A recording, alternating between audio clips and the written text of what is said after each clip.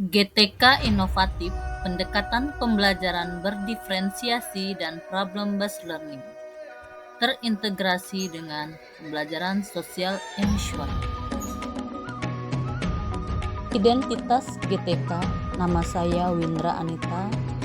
Saya adalah seorang guru di SD Negeri 82 Oku, Desa Negeri Agung, Kecamatan Lengkiti, Kabupaten Ogan Komering, di mana saya guru ASN dan saya mengajar di kelas 4, serta saya sekarang sedang menjalani guru penggerak angkatan 10 Kabupaten Ogan Komering. Tujuan yang ingin dicapai dalam praktik baik ini adalah terrealisasinya pembelajaran berdiferensiasi berbasis gaya belajar peserta didik dan pembelajaran sosial emosional. Situasi, kondisi yang menjadi latar belakang masalah mengapa praktik baik ini penting untuk dibagikan, apa yang menjadi peran dan tanggung jawab dalam praktik ini. Latar belakang pentingnya pembagian praktik dan peran dalam pembelajaran berbasis gaya belajar dan sosial emosional. Pembelajaran berbasis gaya belajar peserta didik dan pembelajaran sosial emosional merupakan dua pendekatan yang saling melengkapi dalam menciptakan lingkungan belajar yang efektif dan bermakna. Memahami latar belakang masalah, pentingnya pembagian praktik dan peran masing-masing pendekatan ini akan membantu meningkatkan kualitas pendidikan. Kondisi yang menjadi latar belakang masalah ini pembelajaran berbasis gaya peserta didik, karena selama ini kurangnya pemahaman guru tentang gaya belajar. Juga metode pembelajaran yang seringkali metode pembelajaran yang diterapkan di kelas tidak beragam dan tidak mengakomodasi berbagai gaya belajar. Kurangnya kesempatan bagi peserta didik untuk belajar lebih aktif. Kondisi yang menjadi latar belakang dalam pembelajaran sosial emosional, kurangnya perhatian terhadap aspek sosial emosional. Sistem pendidikan seringkali terlalu fokus pada aspek kognitif dan sosial emosional, keterbatasan sumber daya yang ketiga, karena negatif dan masih banyak yang menganggap ujian adalah satu yang tidak bisa tidak relevan dalam mengapa pembelajaran berbasis gaya belajar peserta dapat meningkatkan efektivitas pembelajaran, meningkatkan motivasi dan membantu peserta didik mencapai tujuan belajar dan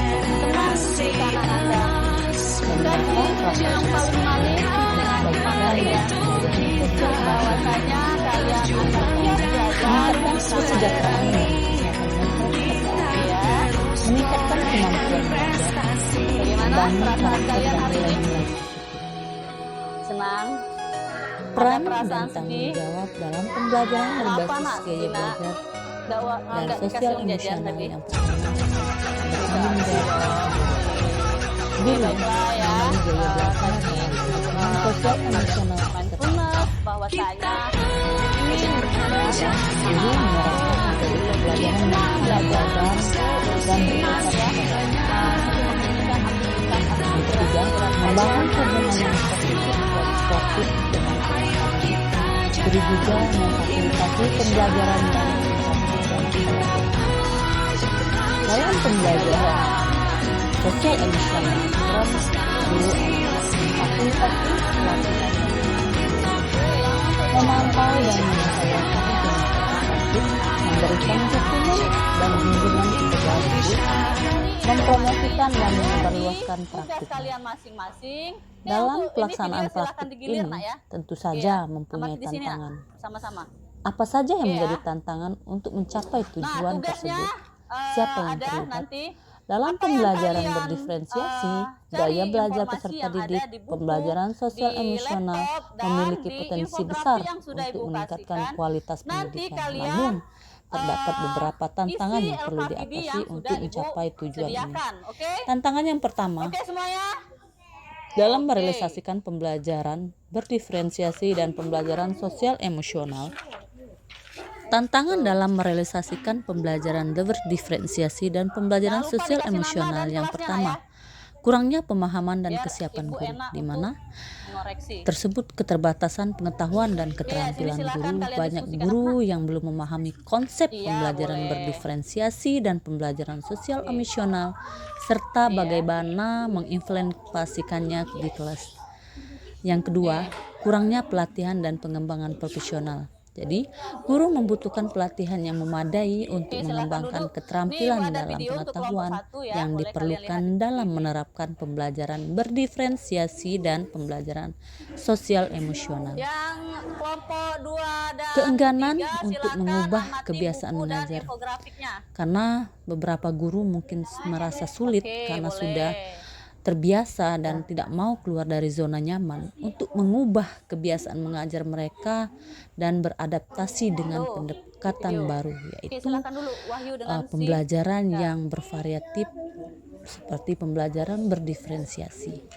Yang kedua, keterbatasan sumber daya dan infrastruktur, di mana kurangnya bahan ajar yang terlibat dalam pembelajaran berdiferensiasi karena membuat bahan ajar yang sesuai berbagai gaya belajar dan kebutuhan sosial emosional peserta didik membutuhkan waktu dan sumber daya yang cukup, dan keterbatasan akses terhadap teknologi dan fasilitas karena pembelajaran berdiferensiasi ini serta pembelajaran sosial emosional membutuhkan akses terhadap teknologi dan fasilitas yang memadai seperti komputer, internet, dan ruang belajar yang nyaman. Proyek itu ada di halaman dan kurangnya dukungan dari pihak sekolah. Karena seringkali kepala sekolah dan lingkungan sekolah belum memahami apa itu pembelajaran berdiferensiasi, sehingga untuk menciptakan lingkungan yang kondusif bagi pembelajaran peserta didik dalam pembelajaran berdiferensiasi dan PSE itu sangat lambat.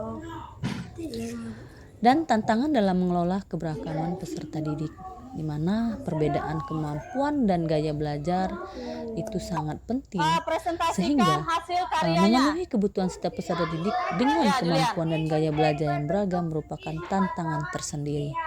Ketiga, perbedaan latar belakang sosial budaya, perbedaan kebutuhan sosial emosional, dan kurangnya dukungan dan kolaborasi, baik itu dari antar guru dan dari orang tua serta pemerintah dan pemangku kepentingan. Pihak-pihak yang terlibat tentu saja yang pertama guru, peserta didik, orang tua, kepala sekolah, dan warga sekolah, dan juga pemerintah dan lembaga pendidikan. Aksi dalam langkah ini apa yang menghadapi tantangan tersebut, strategi apa yang perlu kita gunakan dalam prosesnya, siapa saja yang terlibat, apa saja sumber atau metode yang diperlukan dalam strategi ini. Yang pertama, saya melakukan berbasis awal instrumen gaya belajar yang telah valid dan kedua, menjelaskan terkait pembelajaran berdiferensiasi berbasis gaya belajar dengan menggunakan problem-based learning, dan kedua, aksi harus sinkron mengorganisasikan peserta didik untuk belajar dan menyampaikan gaya belajar siswa terlebih dahulu mengenalkan pembelajaran siswa tadi dan semester dan menginformasikan hasil angket yang ketiga, penyusunan perangkat pembelajaran serta pendekatan yang penting dalam pelaksanaan pembelajaran.